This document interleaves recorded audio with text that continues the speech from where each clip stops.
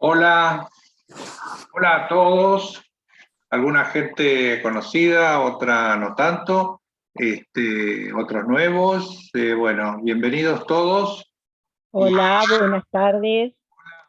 buenas tardes. Hola. Este, Buenas tardes a todos. Creo que me quedó alguien hablando. Ahora están todos silenciados. Bueno, hoy vamos a hablar de un tema que me parece interesante para saber, los que les interesan conocer otras religiones y conocer las religiones y de símbolos y de templos y de costumbres, que tienen que ver con una rama del cristianismo que, salvo como alguna persona acá en el curso que frecuentó iglesias ortodoxas, en general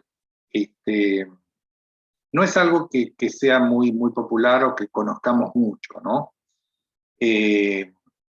Digamos que los ortodoxos forman una parte del cristianismo, perdón, que en un momento, en el año 1050 más o menos, se separan y se forman los católicos y los ortodoxos. Vamos a enumerar una serie de diferencias que nos va a plantear un poquito cómo son estos y también cómo son los espacios donde celebran las ceremonias ellos, ¿no?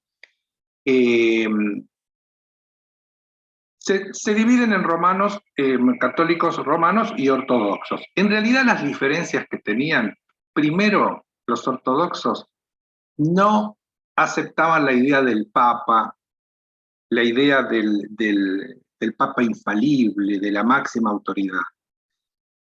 Pensemos que ellos tienen una organización dentro de la religión donde no hay una figura similar al Papa del catolicismo.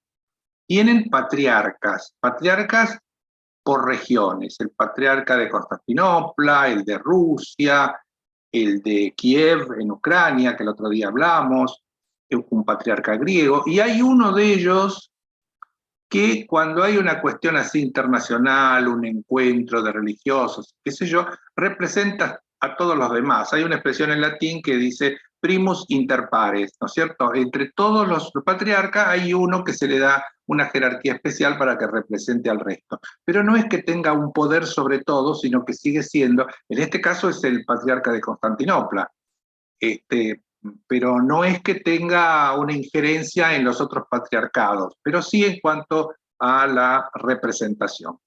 Hoy estamos, digamos, los católicos representados por Francisco y Bartolomé I, que es el patriarca de Constantinopla, que siempre se encuentran, no hacen alguna celebración y aparecen los dos por ahí. Vamos a hacer una serie de detalles, o vamos a ver una serie de detalles sobre en qué se diferencian, ¿no? Por ejemplo, con respecto a Dios, el concepto Dios, el catolicismo dice que es un Dios trinitario, que son Padre, Hijo y Espíritu Santo, donde el Espíritu Santo proviene del Padre y del Hijo.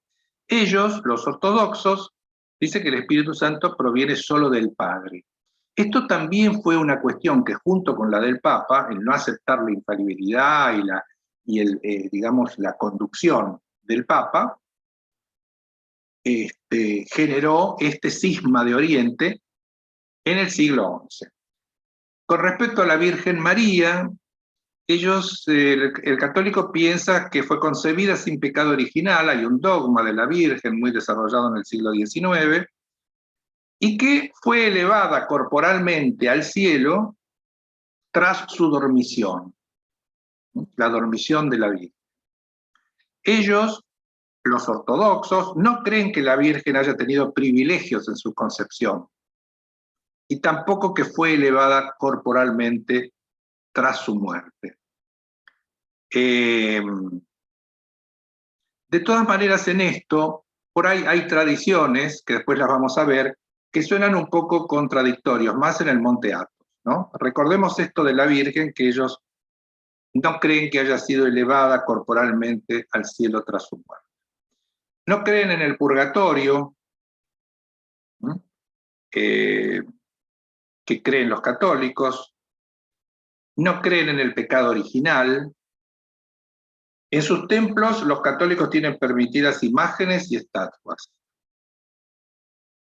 Y los ortodoxos, imágenes, íconos, pero no estatuas. No lo que tenga volumen, ¿sí? De todas maneras, los íconos tienen un pequeño relieve, pero es diferente al concepto de estatua que tenemos en las iglesias católicas. Después, es muy interesante el tema del crucifijo. El crucifijo católico es el crucifijo latino, la cruz latina, donde el componente vertical es más largo que el componente horizontal, que fue el que se usó en la crucifixión. Ellos tienen una cruz, digamos, con 8 brazos, 8 elementos que salen, ¿no? Después la vamos a ver en un dibujo, lo voy a explicar cada una de las partes que tiene, pero sencillamente es la cruz latina, pero arriba tiene una crucecita más, donde va Jesucristo, Rey de los judíos. Es como una cruz para sostener el nombre, porque Poncio Pilato se obligaba a poner por qué había sido crucificada la persona. Entonces a él lo ponen Jesucristo, Rey de los judíos. Y abajo tiene un tercer travesaño, que es el de los pies. Ellos consideraban que Jesús no había sido clavado con un clavo. ¿Se acuerdan cuando vimos los tipos de cruces? Vimos que algunas iglesias como esta creen que Jesús fue clavado con 2 clavos, uno en cada pie. Entonces tiene un pequeño travesaño inclinado, a ver, sí, inclinado así, en este sentido, la parte más alta a la derecha, señalando al ladrón bueno. ¿Ustedes se acuerdan que cuando lo crucifican, tiene un ladrón a cada lado? Uno que era malo, que lo provocaba y qué sé yo, le decía, decirle a tu Padre Salvador que venga a salvarte y qué sé yo. Y el otro que es un arrepentido o un convertido, digamos, llega a la crucifixión, perdón,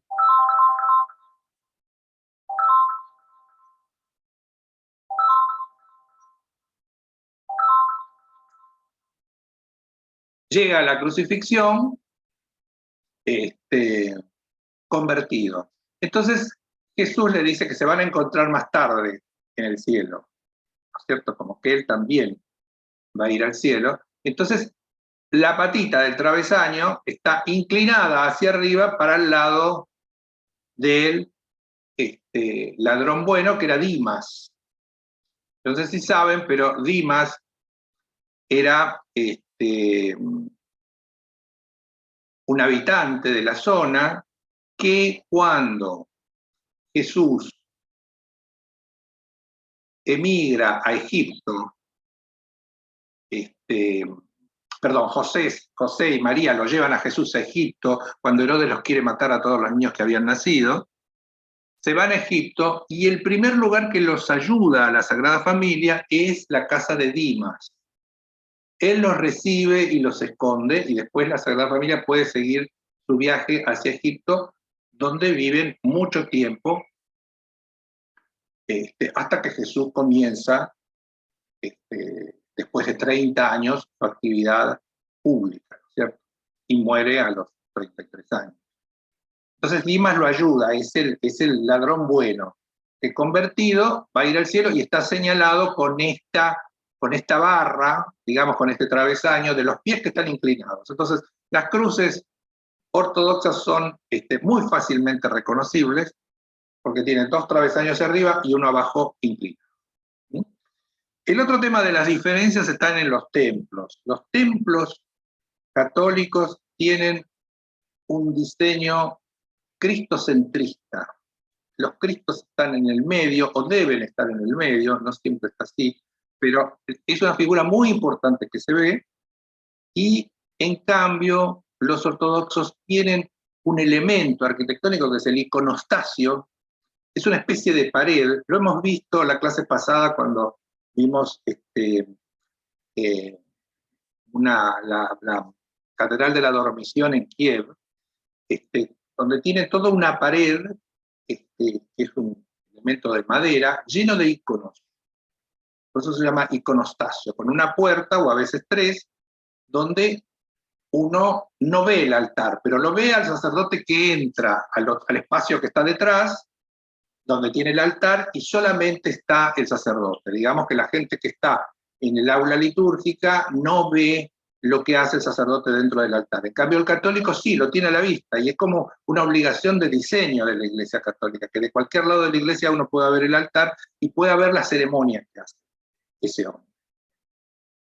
Otro tema importante es la cantidad de fieles. Los católicos se considera aproximadamente que son 1.300 millones en el mundo, y los ortodoxos 300 millones, es decir, muchísimos menos. 300 millones, de los cuales la mitad son rusos. Es una iglesia muy fuerte, la iglesia ortodoxa rusa, y de mucha comunión con el mundo político. Es sabido, y lo vamos a ver en algunas fotos, que Putin es una persona religiosa, aunque uno no lo pueda creer o por ahí pueda tener otra idea.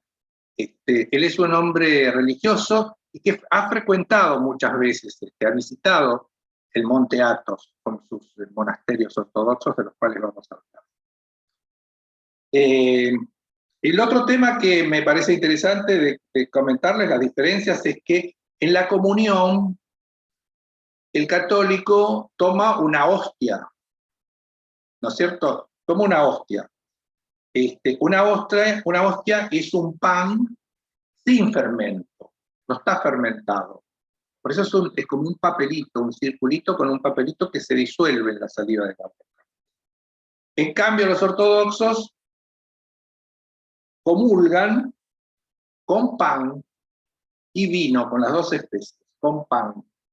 Yo recuerdo la primera vez que participé de una ceremonia ortodoxa fue en el Cairo. Fui a una iglesia de los coptos, que son los católicos ortodoxos, los cristianos ortodoxos del Cairo. Entonces fui, me recibieron muy amablemente, y al irme me ofrecieron un elemento que se llama antidorum.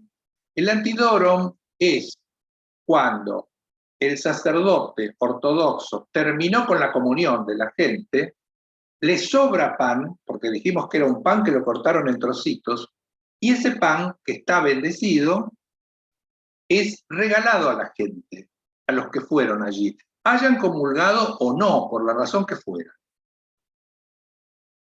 Reconozco que a mí me conmovió, me preguntaron de dónde venía, quién era, y me atendieron muy amablemente, ¿no? Me dieron el antidorum, y la condición es que uno lo tiene que comer antes de salir de la iglesia, ¿no es cierto? Y es tradición en los ortodoxos que cuando uno hace una visita, uno es nuevo en el templo ese de alguna manera recibido con esta porción de pan bendito, no ya como comunión, sino como pan bendito, ¿no? Es muy interesante la particularidad de esta, y fue muy lindo lo que pasé en ese momento en el Cairo. Después, otra de las diferencias que existen es la forma de persignarse. El católico se persigna primero del lado izquierdo, ¿sí? El ortodoxo besa la imagen, una imagen que hay por lo general del Cristo, por lo general en un cuadrito que está puesto como un atril, la besa y se persigna al revés, y con los deditos así, ¿no? Así, donde primero a la derecha y después a la izquierda. Ustedes me ven en la pantalla al revés, pero es como les digo, es al revés que el católico que hace así, ellos hacen así, y de derecha a izquierda. Puede ser intrascendente, esto da lo mismo. Yo cuando entré me persigné de la misma manera, ¿no? Es decir, como no tengo la tradición ortodoxa, no sabía eso, pero bueno, pues uno aprende. Y después, por último, una consideración interesante es el bautismo. Nosotros tenemos, los católicos, el bautismo por aspersión, es decir, nos tiran agua. Al bebé le tiran agua, a veces con una valva, a veces con lo que tenga, con un vaso, con una taza, con lo que fuera. Esto a veces con la mano, le gotea el sacerdote sobre la cabeza del bebé. En cambio, los ortodoxos por lo general hacen el bautismo por inmersión, como los neocatecúmenos, también el camino neocatecumenal, que bautizan sumergiendo el bebé en una pila bautismal con agua, ¿no? Uno se somete, como se sumerge, como si estuviese en el Jordán, ¿no es cierto? Bueno, lo de la cruz ortodoxa lo vamos a ver ahora cuando veamos unas fotos. Los ortodoxos están diseminados por el mundo, hay más o menos, en Buenos Aires, como decía Magdalena, hay pocos, pero los ortodoxos tienen un lugar en el mundo donde los patriarcados, que podrían ser patriarcados rumano, ruso, búlgaro, griego, de Georgia,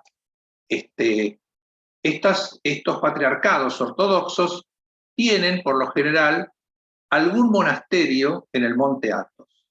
El Monte Athos es una península de 50 kilómetros que son autónomos, pero tienen soberanía griega. Pertenecen a Grecia, pero no tienen acceso a esa península de 50 kilómetros, que parece una isla, de alguna manera. Tienen la representación de esos patriarcados con algún monasterio en el Monte Athos, que son muchos. Ya vamos a hablar específicamente en estos. Esto es un movimiento, los monasterios del Monte Athos comienzan en el siglo X, con la fundación del primero de ellos, del más importante, que lo funda San Atanasio, y son comunidades ortodoxas esicastas. Practican el esicasismo. ¿Qué es el esicasismo? El esicasismo es una filosofía que propone como camino para acercarse a Dios la aislación, es decir, estar aislado, fuera de los ruidos de Occidente, aislado totalmente. La soledad, es decir, el aislamiento, y el silencio, aún viviendo en grupos, son absolutamente silenciosos y se proponen vivir en oración permanente, ¿no? Yo reconozco que a los occidentales todo esto nos cuesta mucho. En general los monasterios tienen todos alguna reglamentación, la Orden de San Benito, por ejemplo, los monasterios europeos son también muy cerrados, con mucho silencio, pero hay otro tipo de flexibilidad. Primero están en el medio de una sociedad, ¿cierto? Yo el que más recuerdo es Monte Cassino. Yo hice un retiro espiritual en Monte Cassino y estuve 4 días allí, hice vida de monje, donde había que hablar muy poco, yo creo que conté esta anécdota. Pero los monjes, algunos eran sacerdotes, bajaban a la ciudad a celebrar misa, tenían parroquias, tenían colegios religiosos, en fin, tenían una tarea con la sociedad, no vivían tan aislados. Acá la geografía los ayuda, están en unos montes sumamente áridos, rodeados por el mar Egeo como si fuese una isla gigantesca. Están vinculados a Grecia por mar nada más, no hay rutas, y ellos, los monjes, tienen controlado realmente el acceso a todo este lugar. Son lugares muy importantes para el mundo ortodoxo, son sostenidos por los patriarcados y por donaciones de mucha gente, porque se sostienen como todas las iglesias, con donaciones.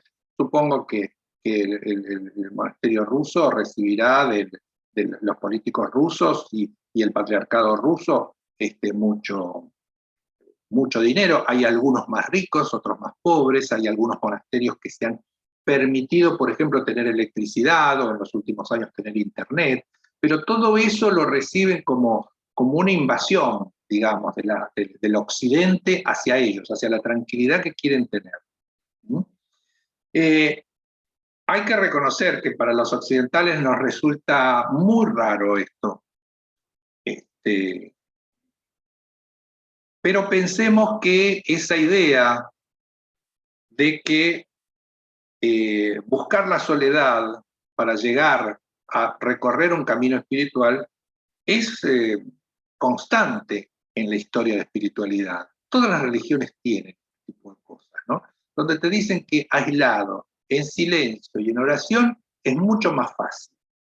Mucho más fácil que llegar a tu interior donde tenés esa chispa divina.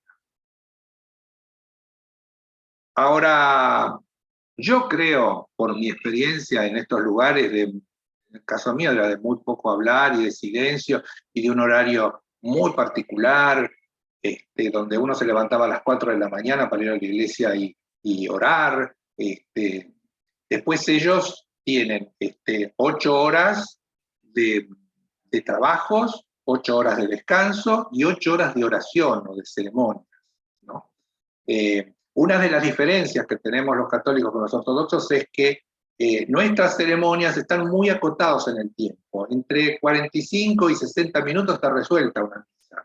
Pero en el caso de los ortodoxos las ceremonias son mucho más largas, son mucho más antiguas, mucho más tradicionales. El catolicismo, en aras de extenderse mucho más en el mundo, fue haciendo cambios, ¿no es cierto? Fue incorporando bancos para que la gente se siente, cambiando el idioma de la celebración para que sea más accesible a todos. Bueno, los ortodoxos mantienen, como ortodoxos son, lo que sucedía en el siglo XI, ¿no es cierto? Lo siguen manteniendo hoy.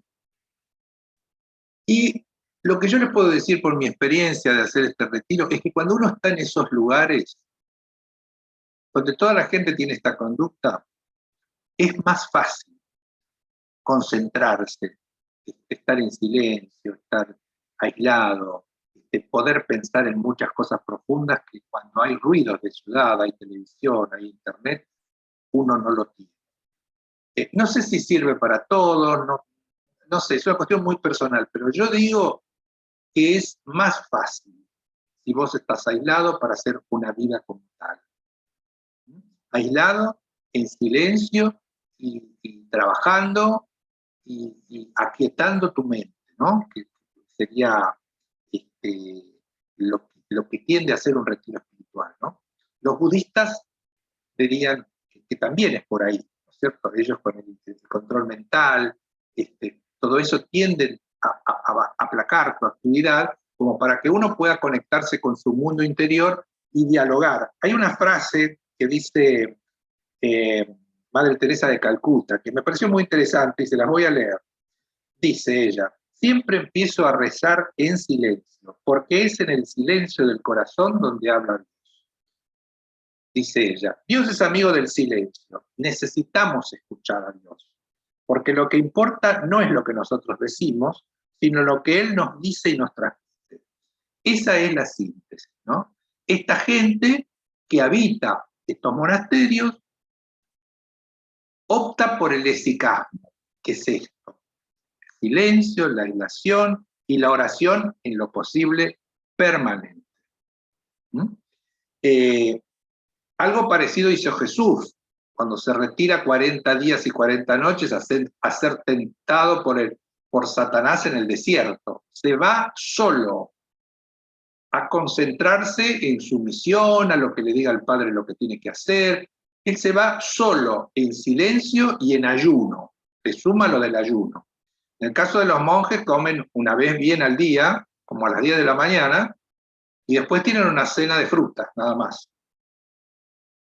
El otro que se retiró, otro personaje que fue 40 días, es Moisés. Cuando sube al monte Sinaí, él se va 40 días, siempre el número 40, ya lo hemos hablado, pero para los que no han frecuentado otras clases, el número 40 es el número del cambio en la vida del hombre y en el símbolo también. La vida del hombre antes de los 40 años es una cosa y después de los 40 años es otra. Es la época de cambiar, de terminar un periodo y comenzar otro. ¿Sí? En los 40 años hay una especie de muerte en ese cambio, algo se nos muere, ¿no es cierto? Por eso, estos dos ejemplos, tanto el retiro en la montaña de Jesús como el de Moisés, representa el número 40. Y después vamos a ver un ejemplo muy lindo también del número 40 de uno de los monasterios. Entonces, bueno, esta gente que busca esta manera, lo primero que tienen que hacer es ser ortodoxos, porque nadie puede ir a formar parte de un monasterio. Sí se puede visitar, se puede visitar obviamente con la condición de ser hombre. Solamente los hombres pueden ingresar acá. Ellos piensan que si hubiese mujeres, 2/3 de la población se iría con las mujeres. Como occidentales que somos, es difícil toda esa teoría, es difícil mantenerla. De todas maneras, esto es lo que ellos sienten, esto es lo que ellos creen, y dejamos librados a cada uno que piense si eso se puede mantener o no. Habrá gente que lo puede mantener y gente que no lo puede mantener, y que tienen otro tipo de vínculo entre hombres allí, ¿cierto? Eso también es posible, yo no lo sé. Yo me acerco al Monte Athos porque hace muchos años, cuando yo tenía como 30 años, fui a hacer un curso invitado por la Sociedad Central de Arquitectos, lo ofrecían el curso eso, sobre espacios sagrados, simbolismo, y bueno, a mí que me interesaba esto, lo daban en un instituto en el centro, los sábados a la mañana, así que yo voy allí. Y allí conozco un personaje que daba una clase sobre antropología. Era un antropólogo clínico, decía que era él, que curaba en base a sus saberes de antropología. Y él cuenta en una de sus clases su experiencia en el Monte Athos, donde vivió 9 meses. Él, después, por el correr de los años, se convirtió en una de las iglesias cristianas,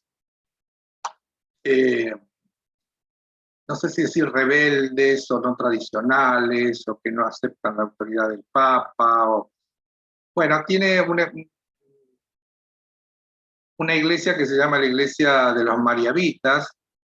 Se autotituló Monseñor, tuvo algunos problemas con la policía y sus productos, venden cosas, son muy místicos, muy misteriosos.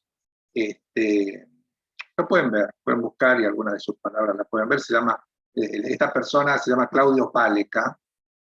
A lo mejor lo conocen, pero yo lo conocí dando esta clase. Después, con los años, piense que ha pasado de esa época hasta ahora más de 40 años. En esos 40 años él generó toda una organización que es la Iglesia de los Mariavitas, donde él es un monseñor, es la máxima autoridad, se viste con los trajes y hace sus ceremonias y muchas cosas místicas, vende polvitos mágicos, piedritas mágicas y qué sé yo, que no tiene que ver mucho con el catolicismo en sí, pero sí con su idea. Bueno, este hombre contó cómo había vivido en el Monte Athos. Yo me quedé asombrado. La verdad que yo digo, ¿qué es esto? ¿Esto existe? ¿Cómo es esto? ¿Cómo es este lugar? Te contó algunas experiencias que había tenido. Me pareció una cosa tan rara, pero por otro lado me parecía muy atractivo de conocer. Y debo reconocer que durante muchos años tuve siempre por ahí la fantasía de alguna vez ir a ese lugar. Pero no, por distintos motivos el tiempo fue pasando, me fui para otros lugares, no fui al Monte Athos y ya no voy a ir porque, digamos, ellos dan 100 permisos para estar 4 días en la península. En los 4 días uno se puede alojar en los monasterios que quiera o ir caminando de un lado al otro, que son muchos kilómetros, por ahí le lleva todo el día de caminar de un monasterio al otro, pero para hacer la misma experiencia de ellos, ¿no? A mí me parecía interesante conocer eso, pero bueno, uno tiene sus años y esas cosas es para gente más joven, ¿no? No sé, realmente tuve otras preocupaciones, otras cosas en la vida y bueno, hice otras cosas, no fui por ahí. Luis, Sí, Luis, perdón que te interrumpa. ¿Y hay una iglesia marionista acá? María Vita son. Ah, María Vista, no entendí, no entendí bien. María Vitas, sí, una María Vitas. Búscalo en YouTube y lo vas a encontrar hablando el personaje este. Yo le debo el conocimiento del Monte Athos y la inquietud de conocer el Monte Athos, y muchas veces me imaginé haciendo un viaje ahí, 4 días viendo ahí los monasterios, cómo funcionaban y qué sé yo, porque es una cosa que a mí me atrae, ¿no es cierto? Pero bueno, después uno se fue para otro lado y Gracias, Luis. no hay por qué. Y hace otro tipo de cosas, ¿no? Pero bueno, para mí la inquietud tuvo que ver con eso.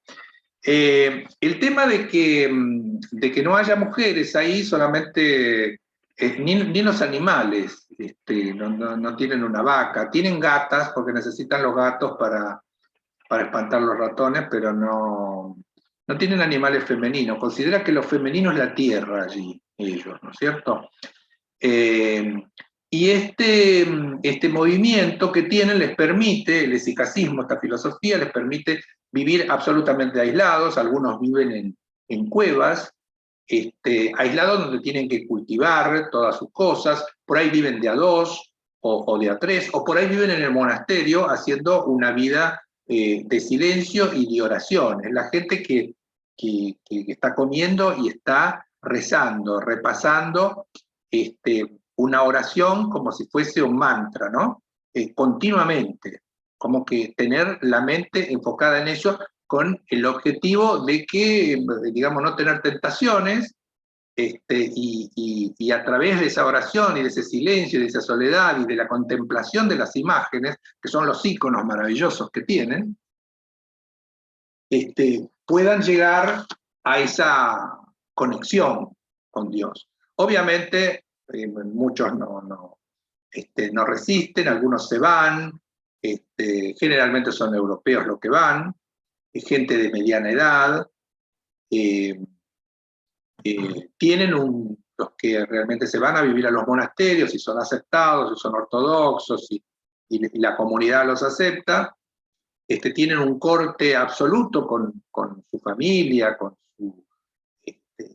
su vida occidental, digamos, no tienen vínculos, y cuando se mueren son enterrados ahí. Ya vamos a ver algunas fotos que hacen después de que los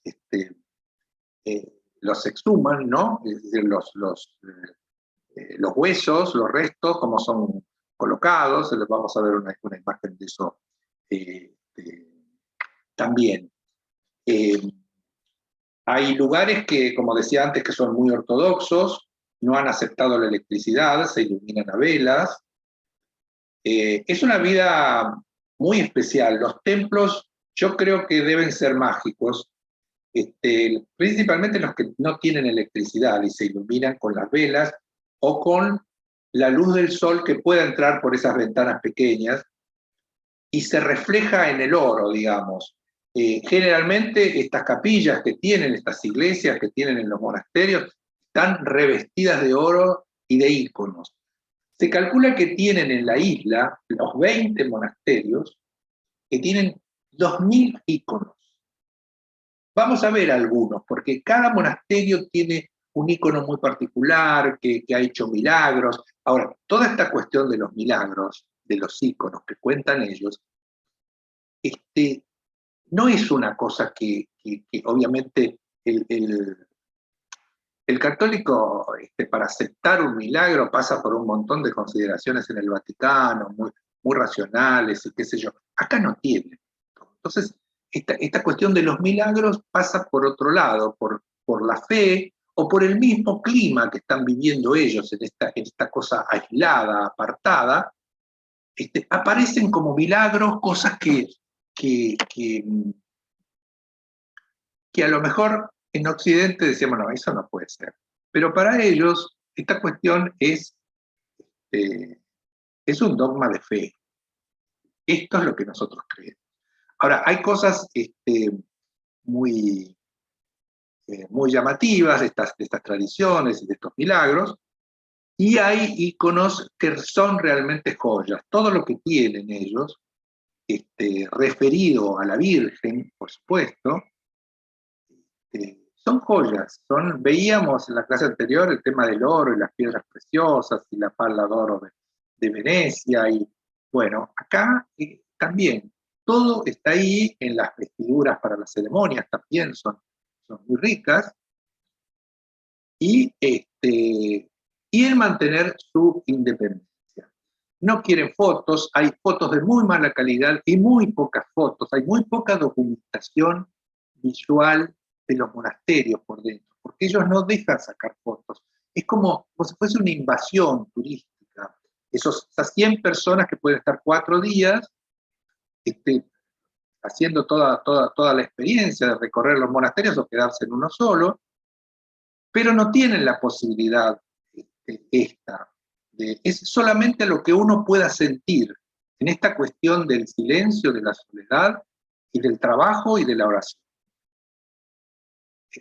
Otra forma de vida, evidentemente, y otra forma de hacer un camino espiritual, aislado, sin comunidad. No es una comunidad. El trabajo es con uno mismo, es uno solo, es uno. Monje, mónaco en italiano, tiene una raíz que indica solo, soledad, de mono, ¿no? Que tiene la misma raíz. Es muy llamativo y muy interesante. Le leo una frase. El objetivo del...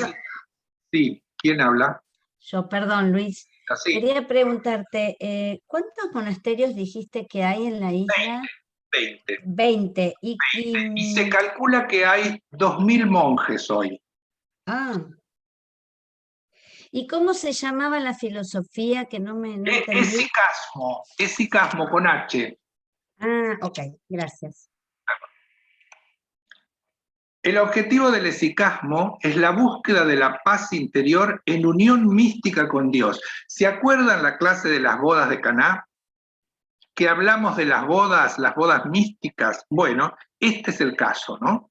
Donde ellos tienen una boda mística con la divinidad a través de este camino. La búsqueda de la paz interior en unión mística con Dios y en armonía con la creación. Las 3 características fundamentales del esiquiasmo o esicasmo son la soledad como medio de huir del mundo, el silencio y la quietud para conseguir el control de los pensamientos. La ausencia de preocupaciones y la sobriedad. Muy interesante la propuesta, ¿no es cierto? Bueno, vamos a ir a los monasterios, vamos a ver un poco de fotos. Los monasterios son 20, vamos a ver unas fotos generales de todos los monasterios, y después vamos a ver 3 en especial, que quiero hablar de las reliquias que tienen, de lo que veneran allí, que es muy, muy interesante, muy, muy llamativo lo que hacen en los monasterios. Son 20 en total. Vamos a ver las fotos y ahí vamos a hablar.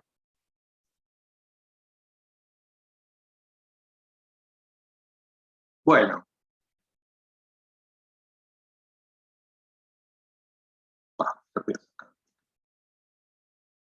Bueno, acá vemos la cruz, como les explicaba, la cruz de los ortodoxos, donde lo tenemos a Jesús, Jesucristo, el travesaño, donde dice Jesucristo, Rey de los Judíos, y lo que yo le explicaba de la barra donde tiene los pies clavados, donde tiene 2 clavos, ¿sí? El católico dice que eran 3. Y la inclinación con la derecha de Jesús hacia arriba es porque de este lado estaba ese ladrón bueno, el que se convierte, ¿sí? Vemos otra, por lo general son muy coloridas.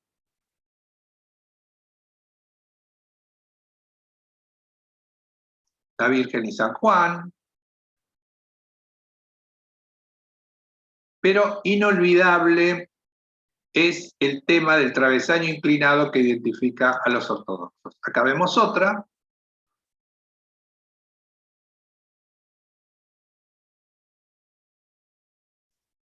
Bueno, acá vemos un mapa, acá está Tesalónica, este es el mar Egeo, y esta es la península del Monte Athos, que como les decía, es casi una isla, tiene 50 kilómetros de largo. Uno, para ingresar aquí, tiene que embarcarse en Uranópolis, bajarse más o menos por acá, y a esta altura más o menos está lo que sería el centro político-administrativo, como si fuese la capital de esta región autónoma, que se llama Cairés. Y los monasterios están repartidos por toda la península. Acá vemos un poco los 20 monasterios repartidos. Están allí ubicaditos con los simbolitos. Acá está lo que ya les llamaba como la capital. Nosotros vamos a ver este monasterio. El Gran Labra o Gran Laura, el Pantocrátoros y el Vatoperiú. Esos son los 3 que vamos a ver, porque los 20 no superan nuestras posibilidades. Este es la bandera de los ortodoxos griegos, un escudo, perdón, con el águila bicéfala. Bueno, acá este es el monasterio de Dochirariú, a orillas del Egeo, lugares increíbles, increíbles. Este Shiropótamo es otro monasterio grande. La mayoría fueron construidos en el siglo X y han ido creciendo a lo largo de los siglos. No es que desde el inicio era así, ¿no es cierto? Pero han ido creciendo. Este es el refectorio, están todos comiendo. En algunos monasterios hay 10 minutos para comer, nomás. En silencio, las autoridades allí. La historia del Monte Athos es que la Virgen navegaba hacia el continente europeo y hay una tempestad en el mar Egeo y se ven obligados a llegar a uno de los puertos de esta península. Allí los pobladores, con su palabra, se convierten. Pensemos que acá ya Cristo estaba muerto, o sea, son los años posteriores a la muerte. Entonces, ella les pide que construyan allí un monasterio y que la recuerden a ella, ¿no? Entonces, a partir de ahí se crea toda esta mística de que esa tierra es de la Virgen, que esa tierra se la pidió a su hijo, ella. Hay un montón de tradiciones muy particulares. La cuestión es que este tema es inamovible. Solamente hombres y solamente hombres con barba. Porque podría ser, por ejemplo, una persona que no tuviese barba, y entonces no lo dejaban entrar. En general, todos, vamos a ver, en mayor o menor grado tienen barba. Acá lo vemos en las ceremonias, y hablábamos de lo que es la riqueza, de las vestiduras. Ven acá, por ejemplo, esto que vemos dorado por acá, es el iconostasio, que yo les decía lo que tienen los iconos. Atrás está el altar, que solamente el sacerdote que celebra la ceremonia entra, y afuera está todo el resto de la gente. Este altar no se ve de todas partes, a veces tiene una puerta y cerrada, que el sacerdote entra y sale continuamente en la ceremonia. A lo mejor alguno de ustedes ha participado en la iglesia de San Jorge, ahí en Escalabrini Ortiz, Córdoba, y ha visto cómo son las ceremonias. Nuevamente, el oro que refleja por todos lados esa luz divina. El oro como reflejo. Miren acá. Esto, yo me imagino que esta gente, estos hombres están cantando. Y también me imagino que esto es muy emocionante para la persona que está ahí. La voz humana cantando, la voz del hombre cantando, que es una voz grave, todo iluminado por velas en uno de esos recintos particulares y austeros, porque ellos son muy austeros, salvo en la iglesia, que tienen todos los oros. Se me ocurre que es muy conmovedor esto. Yo lo que he vivido en oraciones así, lo viví en la abadía de Monte Cassino. Yo esa anécdota la saben, de las 4 de la mañana ir a rezar a la catedral con todos los monjes, en penumbra, y eso sí que era conmovedor. Bueno, acá vemos, ellos tienen algunos laicos ortodoxos que son trabajadores, no todo lo hacen ellos, ¿no? Es decir, por ejemplo, tienen que reparar un techo, hay obreros que reparan techos y qué sé yo, con dinero de los patriarcados.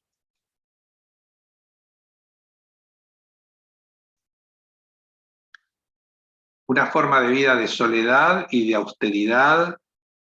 Es decir, no es que uno vive solo pero tiene una casa toda de vidrio, transparente, con calefacción y qué sé yo. No, es vivir en un ambiente natural, cuidando el medio ambiente, cultivando aceitunas. Estos dos vivían acá en esta habitación.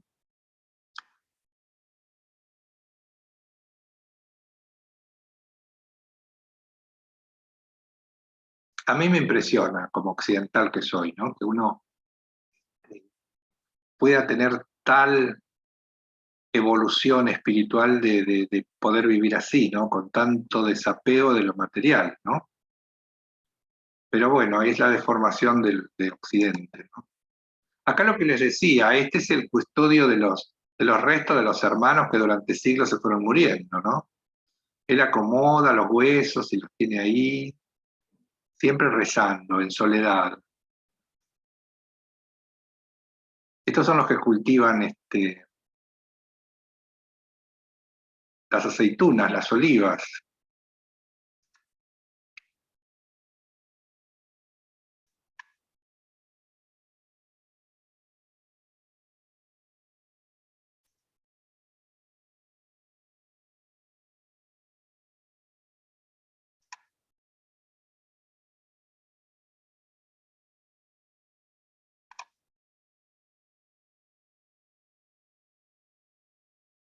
Como si esperara a alguien, ¿no?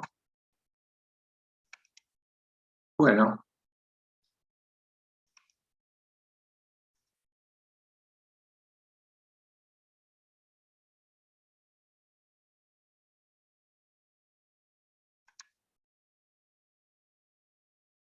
hay algunos que se dedican a estudiar, que trabajan con manuscritos, hay monasterios con manuscritos muy importantes,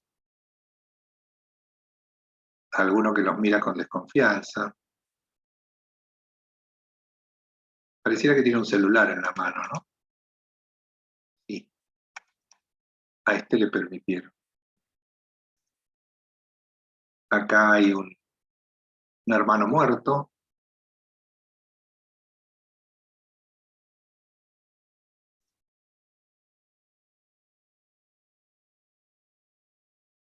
Impresionante la riqueza interior, ¿eh?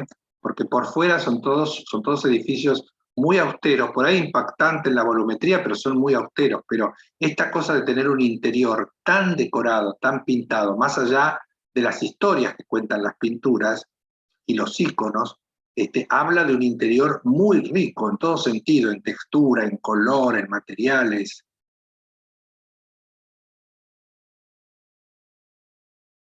Pintado a lo largo de los siglos, ¿no?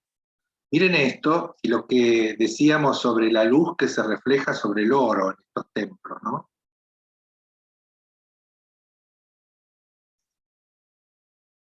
Otro comedor, el refectorio, este también. Miren ustedes el detalle de la lámpara esta, toda dorada, y todo con velas, ¿eh? Miren este también, son todos velas, algunas encendidas, ¿eh?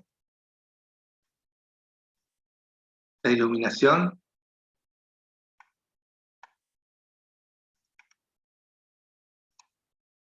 Miren esto, la luz hacia un interior muy rico, una luz exterior que ilumina, que es un rayo y refleja sobre lo dorado, los vidrios, las transparencias. Es un clima como de sueños, ¿eh? Leía por ahí que la luz que ilumina el oro y que refleja el oro es la luz del paraíso, decían por ahí. Mucha pintura, mucho fresco, aparte de los íconos.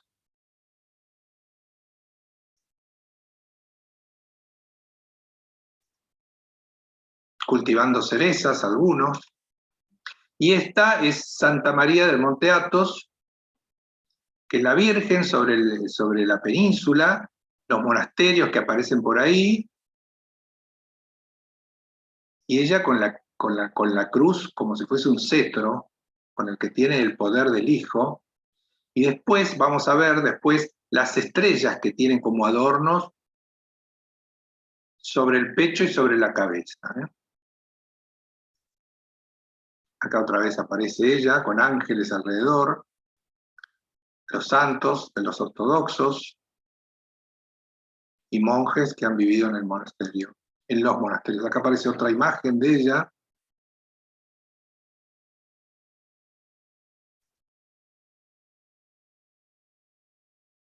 El monasterio de San Pantaleón parece con otras posibilidades económicas más. Este es San Dionisio. Estos están a orillas del mar, hay algunos que son interiores. Este es el Esfigemenu, es el más ortodoxo de los ortodoxos, ¿no? Ellos llegan a tener, uno entra y hay carteles que dicen ortodoxia o muerte. Son aquellos que, estos no tienen electricidad, no tienen teléfono, no tienen nada, internet ni nada. Es solamente aislación, silencio, oración y trabajo para comer. Y ellos comercian con otros monasterios. Uno tiene, no sé, cerezas y el otro tiene limones o papas, o bueno, comercian así y viven lo que tienen que comprar afuera, lo compran en Tesalónica, con el dinero que reciben de los patriarcados de sus tierras. Este es Gregorio, el monasterio de San Gregorio, en un lugar paradisíaco.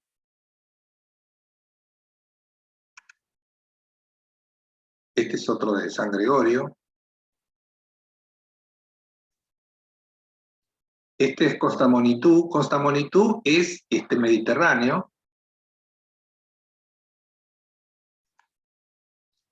San Dionisio otra vez en la costa.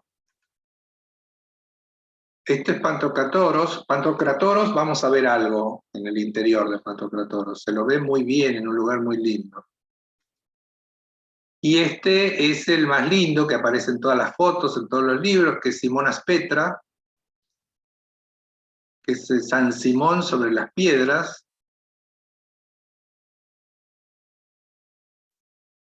Acá está también el mismo. el mismo Simona Spectra.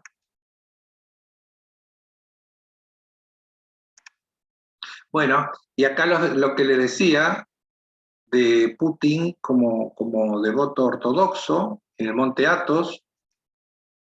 Acá está también él con su velita, y acá está el personaje que es el patriarca de Moscú, es muy amigo, un personaje muy polémico, muy rico, muy político, no muy querido, pero muy presente en el vínculo con Putin y sus aspiraciones, ¿no? Tiene la característica de sobre su tiara, su gorro acá, tiene una cruz, acá no se puede ver mucho, pero acá la vemos, ¿ve? Tiene una cruz metálica, como si fuese un pararrayos ahí arriba. Bueno.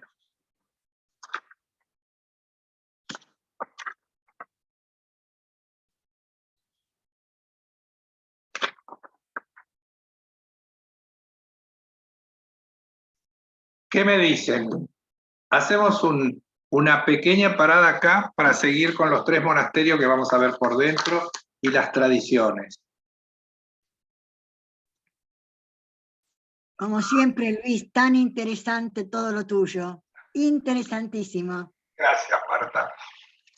Sí, Bueno, sí.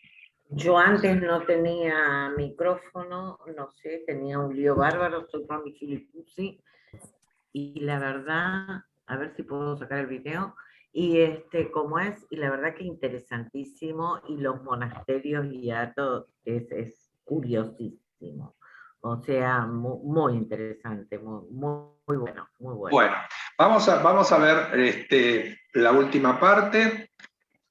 Vamos a hacer 3 monasterios. Luis, perdón, la península, ¿cómo se llama? ¿Dónde está el... ¿Cómo? ¿Sos Marita? Sí, No. soy Marita, ¿cómo estás? Marita, sí. Sí, la península se llama Athos, con TH, A-T-H-O-S, Monte Athos. Ah, se llama así, no tiene otro nombre. No, se llama así, en la península del Monte Igualmente. Athos. Los monasterios tienen nombres griegos o rusos muy raros. Pero la península es La así. península se llama Monte Athos. Grecia es un país que dio lugar a muchos movimientos religiosos, no solamente los de Athos, sino también los de Meteora, con esos monasterios en los picos de las montañas arriba, que uno por ahí no visitó, pero tiene imágenes, ¿no? Decime una cosa, Luis, como para tener una idea, esos monasterios, ¿qué metros cuadrados pueden tener? Porque son enormes. Son enormes, sí. Mira, hay monasterios que tienen capacidad para 40 personas, y hay otros que viven 200 personas. Sí, porque se ven. Son muy grandes y se han ido construyendo, son como esas construcciones Que se fueron agrandando. lógicas, ¿no? Van creciendo. Yo no tengo una idea, sé que son muy grandes, no tengo una idea de cuánto pueden medir, qué superficie, pero son muy grandes, varios niveles, y ellos van construyendo. Yo me imagino que tantos siglos la gente tiene que trabajar ahí en algo, o para comer, o para cuidar el edificio, eso, no solamente dormir y rezar, sino que tienen actividades. Hay gente que estudia, hay gente que trabaja con sus manuscritos, con sus íconos, y es un mundo increíble. Pero esos que duermen en esas casitas más humildes que vos... Sí. ¿Por qué? ¿Unos duermen adentro y otros afuera? Sí, eso lo elegís vos para hacer el camino, lo que vos entiendas que te va a facilitar el encuentro con Dios. Hay gente que dice, no, mira, yo si estoy tengo que comer con 40 personas, yo me disperso y yo quiero comer en oración o en silencio, y bueno, y empiezan a vivir solos, hasta que por ahí son muy viejitos y le llevan la comida del monasterio, saben que él no habla con nadie, ni recibe nadie, le dejan la comida y se van. Ese tipo de cosas suceden ahí, ¿no? Luis, es una decisión propia. Es una decisión propia y te podés ir, así como entras, ellos te van a probar a ver si realmente vos tenés condiciones para vivir ahí. Sí, Pero sí, una vez que estás, si te arrepentís, o suponete que vos tenés 30 o 40 años, si vas ahí, vivís 10 años y decís, no, yo ya me cansé, mi camino no está por acá, me quiero ir y qué sé yo, se van y ellos lo lamentan, pero no es que te puedan retener, no es un sistema carcelario. Es claro, muy especial en el sentido de que no es turístico y vos no podés llegar y decir, vengo a ver los monasterios. No, ya para que te lleve el barco, vos tenés que tener una credencial sí. que es como si fuese un pasaporte, es una boleta de admisión Ujú. que es muy difícil conseguir. Pero una vez que la conseguís, ya en Tesalónica la conseguís y entonces podés viajar. Pero es muy difícil porque hay mucha gente que quiere ir a ver eso, a ver cómo es, muchos ortodoxos del mundo, y gente que no es ortodoxa también, no solamente Sí, religiosa, sí, pero hay gente agnóstica, pero que quiere ver qué es esto, qué le puede pasar en el alma de uno, estar un día, 2 días haciendo esa vida, ¿no? Como, qué sé yo, cualquiera se puede preguntar eso, ¿no? claro. Es gente muy especial y respetable como cualquier religión, ¿no? Lo que pasa es que como occidentales nos cuesta Eh, imaginarnos. Luis, Sí, Gracias, una Luis. pregunta. sí, sí. Una pregunta. ¿Cómo, cómo, más allá de que a nosotros como occidentales nos cuesta entender toda esta situación, pero fíjate, esos monasterios tienen una, una riqueza, Sí, porque la tienen, absolutamente, importante, muy importante. importantísima. ¿Cómo se puede aceptar que esa riqueza esté pegada a esa manera de vivir sin nada de los ortodoxos ahí adentro? Es como que me choca el que ellos puedan vivir dentro de una estructura con la que se enfrentan para su culto, y esa estructura es para el espíritu, y la vida de ellos sea tan desprovista de lo material. Bueno, es como vos decís, es para el adentro. Ellos viven para el adentro espiritual de ellos. Entonces hacen todas esas cosas porque, bueno, lo sienten que es así. Para nosotros es muy difícil.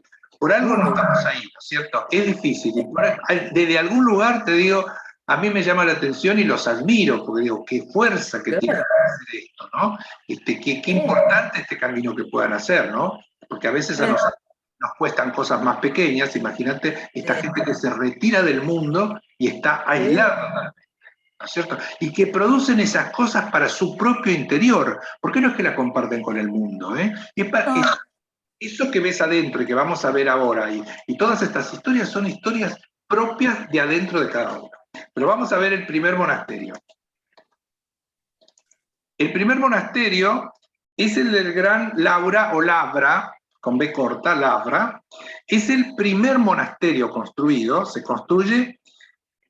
empieza a construir en el 963, es decir, en el siglo X, y es San Atanasio el que lo construye. Empieza a construirlo, esto. Está construido sobre un monte, 106 metros de altura, a orillas del mar, y es el monasterio que tiene la historia más completa porque tiene archivos históricos casi intactos. No sufrió ningún incendio, cosa que los otros sí a lo largo de los siglos han tenido muchos incendios y muchos robos. Este era el lugar de los piratas, de los turcos, sabían que ahí había riqueza, que había oro y plata, que había íconos, y continuamente eran asaltados, pero no lograron destruir lo que es el Monte Athos. Lo siguen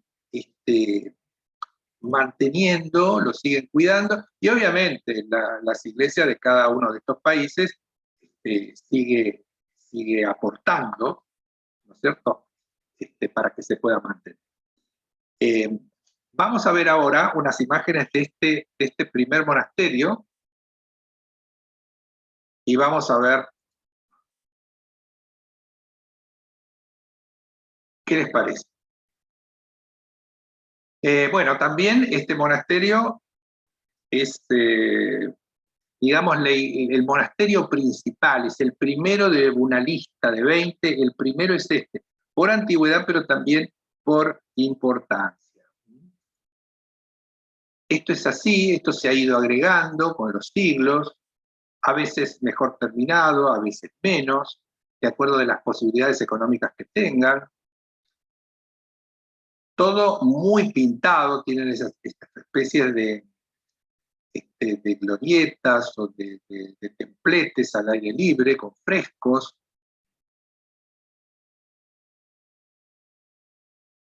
Acá uno nota el paso del tiempo, sobrevivir a los terremotos, que es una zona sísmica muy importante. Tienen unas pinturas maravillosas, insisto, adentro, porque por fuera todos tienen la misma austeridad, perdón, esa es la palabra, austeridad si se quiere, ¿no? Este es San Atanasio, el monje fundador, y esto es ellos tienen una capilla dedicada a unos mártires armenios, que se llama la Capilla de los 40 Mártires de Sebaste, en Armenia. Y cuenta la tradición, insisto, que esto no está verificado, de esto no nos habla la Biblia, pero sí nos hablan ciertos evangelios apócrifos. Son aquellos que no fueron seleccionados por San Jerónimo. San Jerónimo es el que recopila toda la documentación que había y en un momento dice, bueno, esto lo vamos a aceptar como ley de fe. Y entonces aparece el Antiguo y el Nuevo Testamento, como lo conocemos los que lo conocemos. Pero quedan otras historias como evangelios apócrifos. Esta es una historia que pertenece al Evangelio de Nicodemo. Se supone que es algo que escriben después de la muerte de Jesús estos personajes. Entonces acá se cuenta que había un grupo de soldados, 40, que habían sido condenados por convertirse al cristianismo.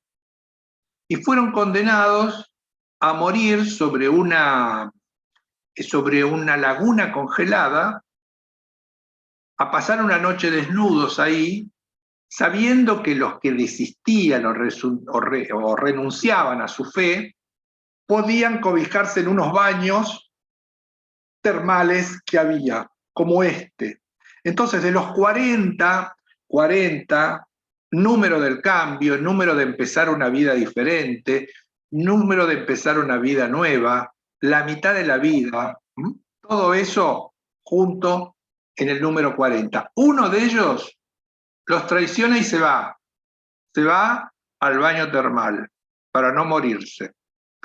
El guardia romano, que observa lo que está sucediendo, se conmueve porque ve sobre los 39 que quedan una gran luz sobre ellos y decide convertirse para volver a formar 40. Miren qué interesante simbolismo acá también con el número 40. Obviamente se mueren casi todos, o los que quedaron moribundos, a la mañana les prenden fuego, los queman, y después las cenizas o las reliquias de esos 40 soldados, o sea, 39 más el romano que se convierte, son repartidos por las iglesias del mundo como reliquias, ¿no es cierto? Es una tradición muy fuerte en el mundo de los ortodoxos y se los recuerda en muchísimos lugares. Acá hay una capilla dedicada a ellos. A mí me pareció interesante la anécdota y que sea del Evangelio de Nicodemo. Acá vemos otra pintura donde acá aparece el que los vigilaba, que decide sacarse sus ropas y meterse en el agua helada como ellos. Miren el mudra que hacen estos que están muriendo acá, un mudra que dice, ese mudra con ese dedo así, indica, es voluntad de Dios, ¿sí? Como aceptando la voluntad de Dios. Y acá hay un marfil, esto está en la iglesia, con la misma historia, ¿no? Muy interesante.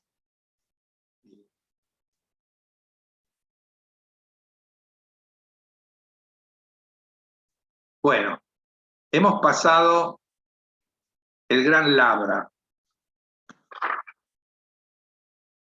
Ahora nos vamos a ir a un monasterio que se llama Vatopediu y que es famoso porque tiene la mayor cantidad de iconos comparado con el resto de los monasterios. Hay cientos. Podemos hablar de 2000 en total de iconos, ¿no?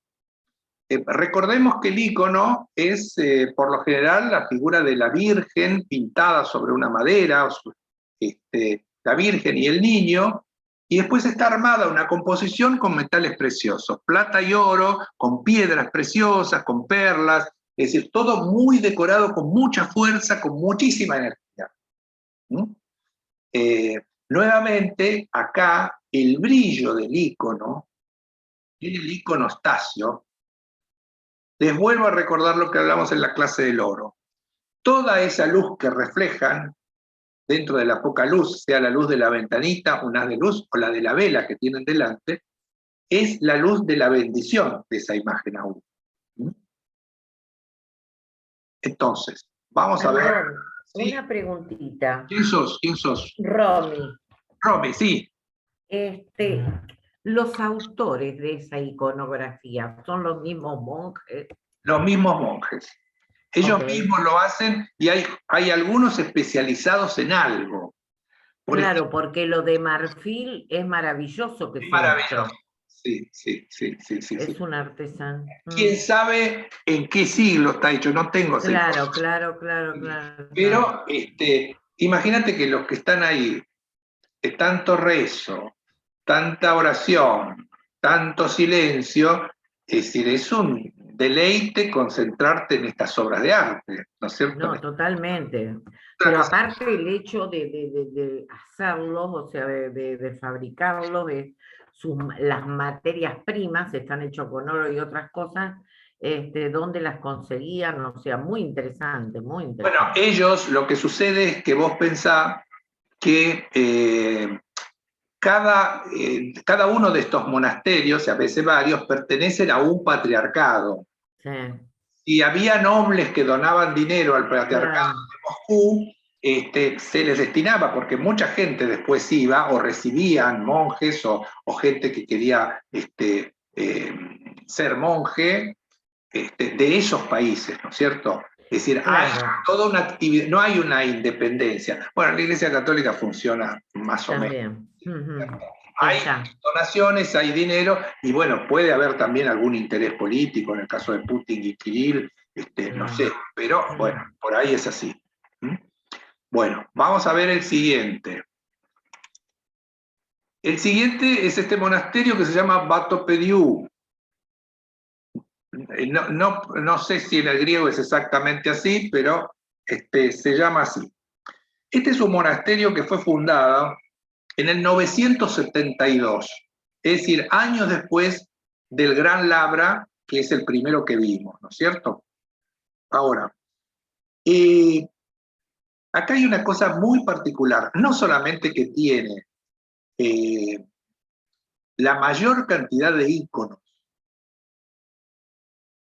del monte, sino que además tienen algunas reliquias, ¿no? Por ejemplo, ellos tienen el cinturón que llevó la Virgen María. Es venerado en ese lugar. El cinturón tiene, lo vamos a ver, tiene un cofre de oro y plata, y ahí está el cinturón. ¿Cuál es la historia del cinturón? Yo cuando cuento esta historia, me ubico en la situación de estos monjes, porque estas historias con estas reliquias no son historias que vienen de otros lados, son historias de ellos. Los milagros que cuentan de los íconos los cuentan ellos. Yo creo que el mismo clima que tienen ahí adentro, con todo esto que hablábamos, favorece este tipo de cosas, que no nos pasan la vida cotidiana los occidentales como nosotros.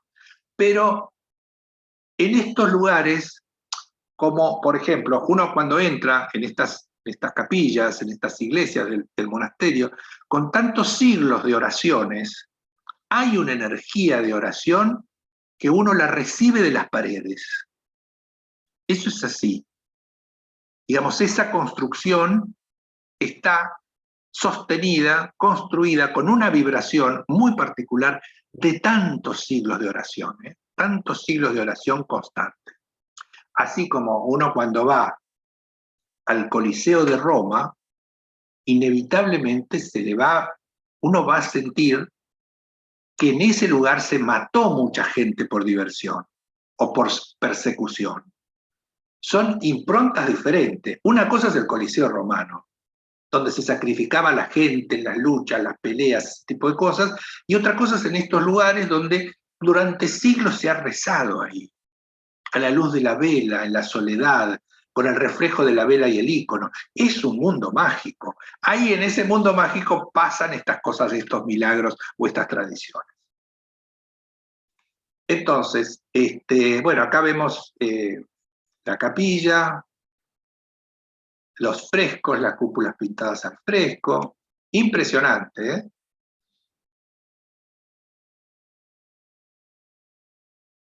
Todas más o menos en el mismo estilo, muy dorado. Acá una ceremonia. Este está sentado, ¿eh? No es que sea, al principio me costó, porque por acá aparece la silla, ¿no? Pero pensaba que era una persona muy baja, pero no. Miren las vestimentas que tienen, la iluminación, y también una estructura de caños porque evidentemente están haciendo o reparaciones o se está cayendo el techo. Alguna de esas cosas es. Bueno, acá vemos el relicario con el cinturón sagrado de la Virgen. Esto que hay acá es el cinturón. ¿Cuál es la leyenda o la tradición? La tradición es que ese cinturón lo había tejido la Virgen, dicen con pelo de camello. Ella lo había tejido y según la tradición ortodoxa, ella muere en presencia de los apóstoles, la dormición, es decir, cuando ella se eleva al cielo, excepto Santo Tomás, que estaba en la India. Cuando Santo Tomás regresa, no llega para asistir a la Asunción de María. Entonces él visualiza o ve que ya María había sido tomado por los ángeles. Entonces él, sabiendo que todos los demás lo iban a mirar mal porque no estuvo presente, y que si él contaba que la vio después a la Virgen, no le iban a creer, él le pide a María una señal para que él pueda presentarse ante sus compañeros apóstoles como que realmente la había podido saludar a la Virgen. Entonces la Virgen se acerca a él y le regala el cinturón. Esa es la tradición. Entonces él vuelve a los apóstoles con el cinturón de la Virgen y todos le creen a Tomás. Acuérdense que Tomás también es el que mete el dedo en la llaga, ¿eh? El que no creía que Jesús había resucitado y le mete el dedo, ¿eh? ¿Se acuerdan? Y bueno, a partir de ahí dicen que hay 3 trozos del cinturón de la Virgen, uno en Moscú, otro en Italia, otro acá, se supone que otro en Georgia, no sé. que hay varios, pero acá es venerado como una reliquia milagrosa el cinturón sagrado. Y es famoso el cinturón por curar la infertilidad. Muy interesante la historia del cinturón. Pero bueno, vamos a ver. Dijimos que este monasterio es el que más íconos tiene. Vamos a ver algunos y algunas historias. ¿Por qué ese monasterio o ese ícono es venerado o considerado milagroso? Y acá la vemos, a la Virgen María con lo que sería el cinturón, ¿sí? Y obviamente las estrellas, las 3 estrellas de orientación, ¿no? Esto es una reliquia que ellos tienen también, que es un relicario hecho con madera de la cruz de Jesús. Muy interesante la obra de arte, ¿no? La joyería, piedras, oro y plata, increíble, ¿eh? Bueno, este es el icono de Nuestra Señora Bematariza. Bematariza.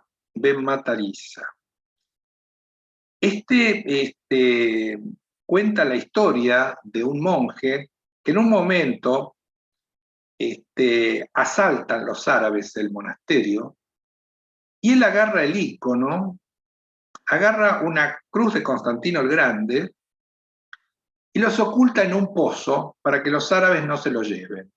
Y le pone una vela encendida. O sea, en ese pozo ilumina la Virgen y la cruz con la vela.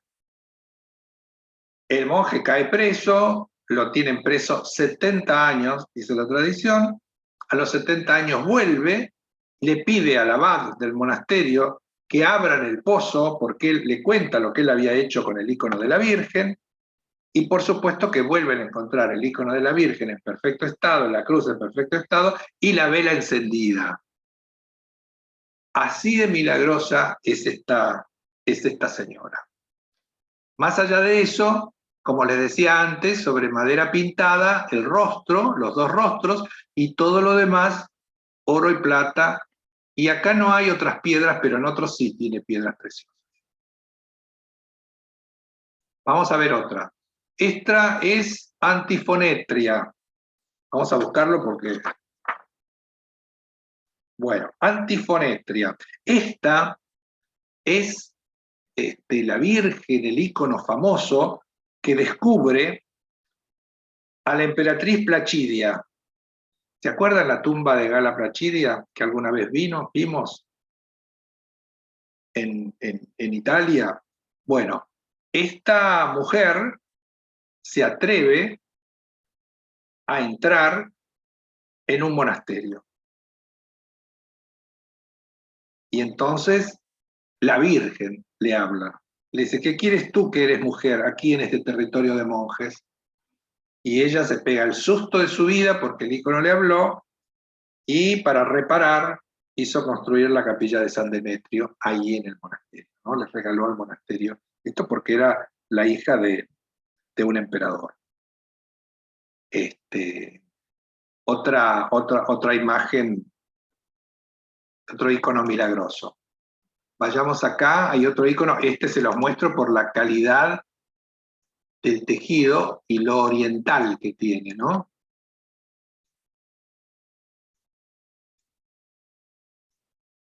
Miren qué interesante. Y no tiene revestido el cuerpo, sino solamente lo que no es, lo que no son ellos, ¿no? El cuerpo.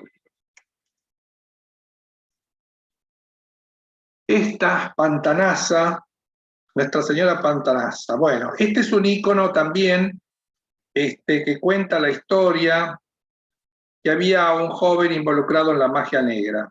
Cuando entró en la iglesia y se acercó al ícono, la Virgen brilló en su rostro y una fuerza lo tira al suelo. Y el joven se asustó tanto que cambió su forma de vida. Se le atribuye a este ícono la curación de muchos enfermos de cáncer. Acá es muy interesante porque lo único que tiene revestido son los halos, ¿no? Lo demás es pintura.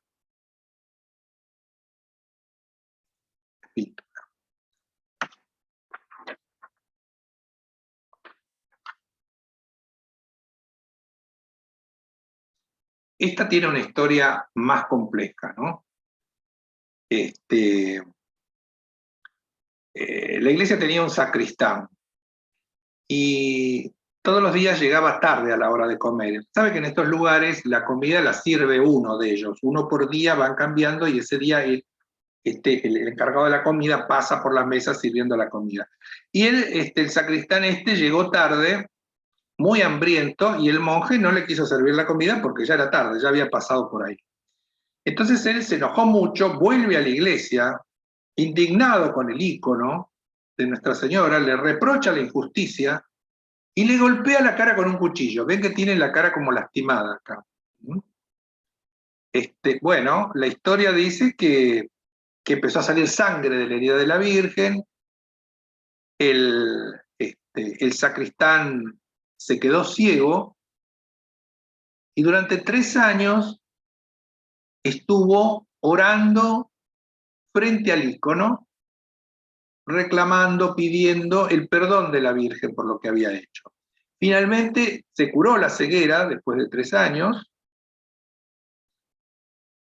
y cuando muere, este monje es enterrado, después es exhumado. Cuando van a ordenar sus restos, se dan cuenta que la mano que había portado el cuchillo estaba incorrupta. Y entonces, hoy, esta mano se conserva toda revestida, es como si fuese un guante con una ventanita donde se ve la mano disecada por el paso del tiempo de la persona esta, y la tienen en el iconostasio. Ahí al lado de los íconos tienen la mano de este monje y consideran ellos que se lo deben a la Virgen. Acá vemos la Virgen lastimada.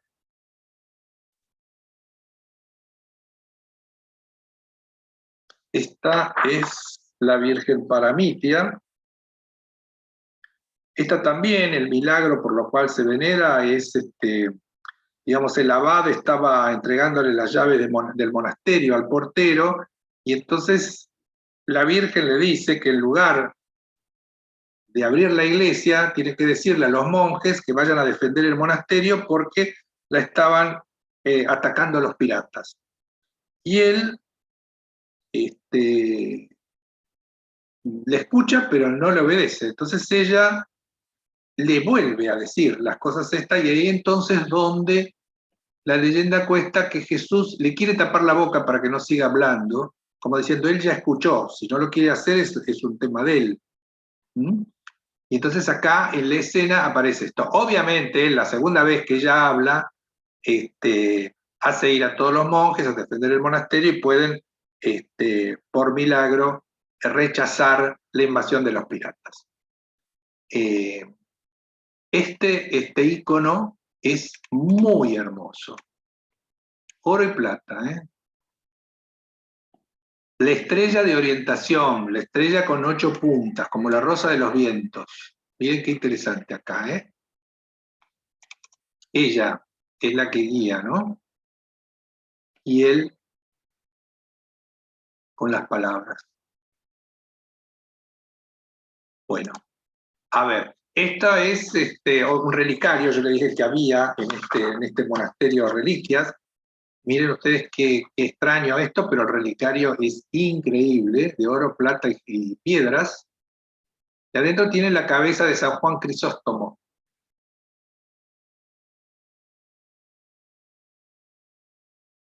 Muy impactante. Bueno, ahí esto es la entrada de la iglesia.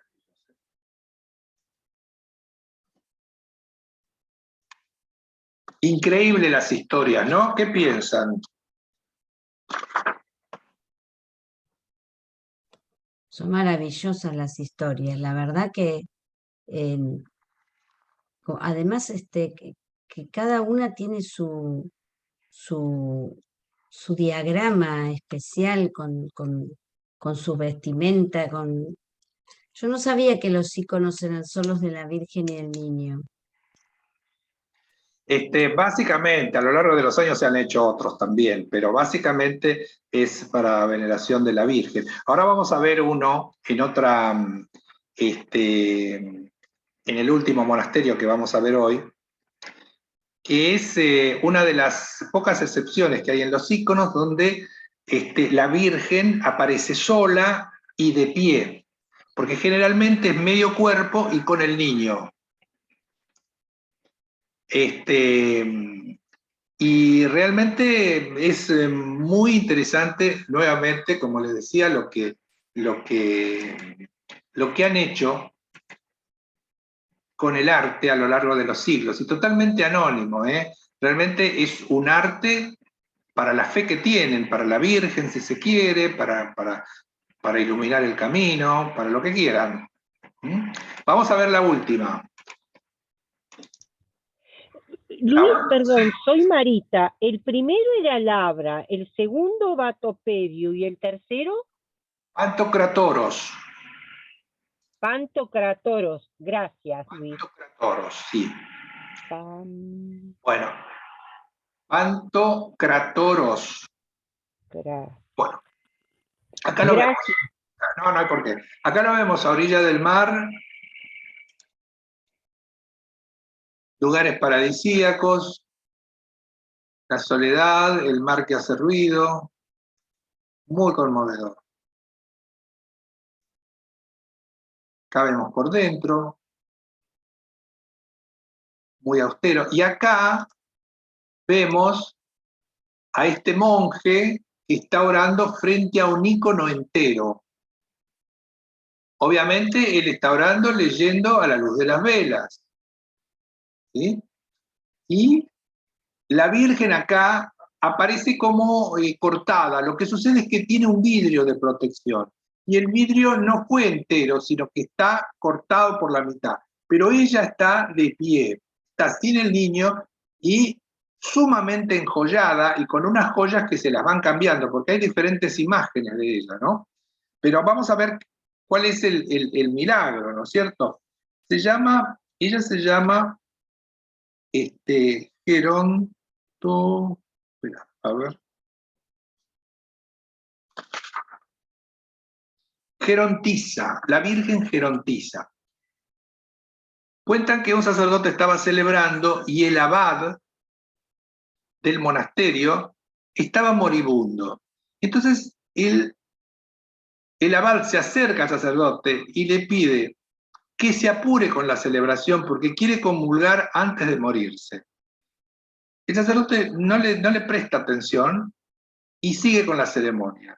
Y entonces la Virgen intercede por él y le dice al sacerdote celebrante que se apure, porque si no el abad se va a morir sin comulgar. Y él entonces se apura, efectivamente el abad comulga y se muere en la ceremonia. A partir de ahí, Gerontiza suena hasta como de Geronte, de vejez, ¿no es cierto? Ese es el milagro más reconocido de este icono. Vamos a ver imágenes, las imágenes son muy lindas, es un icono muy hermoso. Acá lo vemos, oro y joyas, porque esto se lo van agregando, aparte de las estrellas que hay acá, una rayera maravillosa, acá la tenemos de medio cuerpo, ¿no? Pero presten atención a los ornamentos que tiene porque no los mantiene, sino que hay otros diferentes. Y se ve que ellos van cambiando, así como los españoles les cambian las vestiduras, estos monjes le cambian las joyas. Acá hay otra, acá está entera, acá está sin el vidrio, con otras joyas.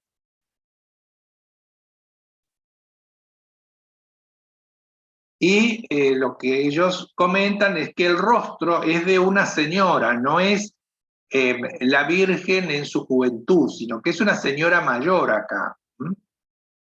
Y esto es lo que yo les decía, que oro, perlas y piedras, ¿sí? Y la madera pintada detrás. La máscara, todo lo que la rodea, en plata y oro. Increíble esto, ¿eh? Acá aparece ella otra vez, la gerontiza, acá con otras, muy lindas, y estas estrellas que tiene, muy, muy lindas. Acá hay otra.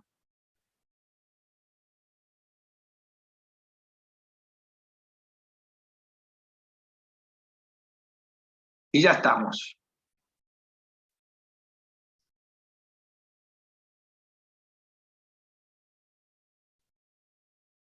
Bueno, ¿qué piensan? A ver, mujeres y hombres, ¿qué les parece? Impactante. Maravilloso, maravilloso. Realmente. Son muy parecidas las religiones, muy parecidas. Muy parecidas, sí, sí, tienen nada más que ellos son antiguos. Ellos son más Claro. antiguos, nada más. Los monasterios, los retiros de los monjes que viven ahí son iguales a los retiros de los católicos, apostólicos romanos, después de los conventos que tienen monjes aislados, que no hablan. Tienen muchas cosas parecidas. Ahora no entiendo por qué la Virgen, que tiene tantos íconos, vos dijiste al principio que ellos no tenían una disidencia con los católicos, que no aceptan que la Virgen haya sido concebida sin pecado, algo así era, ¿no? Claro, ellos El pecado original. ellos creen en la Virgen, pero no creen que haya tenido privilegios en su concepción. Eso es lo que dicen, ¿no es cierto? Y que también eso es lo que dicen ellos. No, el catolicismo lo ve de otra manera, pero de todas maneras ellos, en la tierra de María, ¿qué es eso? Viven de esta manera. A mí me parece apasionante el tema, ¿no? Muy misterioso, ¿no, Luis? Y sí, porque ya Mucho misterio. el hecho de que no puedas fotografiar o filmar, podés sacar fotos de afuera, pero adentro no. Son todas fotos de contrabando, digamos. Uno entra con una cámara escondida y saca una foto hasta que te echan. Por lo general funciona así. Pero son lugares que nos hacen reflexionar a todos nosotros en el sentido de que esta gente elige hacer un camino espiritual absolutamente diferente a lo que hacemos en Occidente, ¿no? Nosotros podemos retirarnos 2 o 3 días, pero después volvemos al río. Claro, invertir toda la vida en ese misterio de la fe. Exactamente, exactamente. Llamativo, la cantidad de monasterios todos juntitos también, ¿no? En esa península. Mira, los monasterios se llaman así: Gran Laura, Batopedi, Ibirón, Gilandar, Dionisio, Utrumución, Pantocratoros, Chiropótamo, Sografu, Doquiaru, Caracalos, Filotea, Simonos Petra, San Pablo, Stavroniquita, Xenofonte, Gregorio, Esfigeno, San Pantaleón y Constamonitu. ¿Y en qué lugares están? En un lugar re privilegiado de donde se mire. Pero yo me pregunto, ¿cómo que no hay privilegiado? ¿Cómo hay tanto gasto de oro y plata en un lado y después viven... Exactamente. Es sorprendente eso. Es sorprendente. Bueno, el católico hace lo mismo también, ¿no? Yo creo que hace lo mismo con otra estructura, pero hace lo mismo. Las grandes iglesias tienen cosas que las hemos visto. Incluso les digo, en la próxima clase vamos a ver las capillas palatinas vamos a ir a Sicilia a ver Sí. la capilla de los normandos y vamos a ver las capillas de Ravenna. Son espectaculares. Es divino. Lo de Sicilia es espectacular y es todo de oro. La capilla palatina de los normandos de Sicilia es una fusión de cultura bizantina, árabe, griega, y que da como resultado unas capillas increíbles, y son todas con mosaicos de oro, están todas revestidas de oro. O sea, para la divinidad lo mejor, decía una monja amiga mía, para Dios lo mejor. Entonces, con eso ella justificaba todo, gastaba lo que tenía que gastar en la capilla, ¿no? Claro, claro. Era el concepto de esa manera, de que a Dios había que ofrecerle lo mejor. Claro, es así. Lo que pasa que si los occidentales diríamos, bueno, sí, donamos, hacemos, queremos una capilla así, pero todos esos que colaboran viven de alguna manera, no como los monjes estos, sino que viven en la comodidad. Digamos, ellos ahí viven en la austeridad total, sin manejar dinero porque comen lo que cultivan y viven austeros, jabón no usan. Entonces, bueno, todo es para la iglesia, para la fe de ellos, ¿no? Es decir, bueno, son decisiones de cada uno. De todas maneras, es todo muy impactante y bueno, me alegro que hayan participado muchos. Gracias. Mañana estará en YouTube. Muy lindísimo. emocionante la clase de hoy. Muy emocionante. Gracias, Luis, por explicarnos Muchas tanto. gracias, Luis. Muchas gracias. Hasta dentro de 15 días. Hasta dentro de 15 días. Gracias. Muy lindo. Gracias. Gracias. Gracias. Gracias.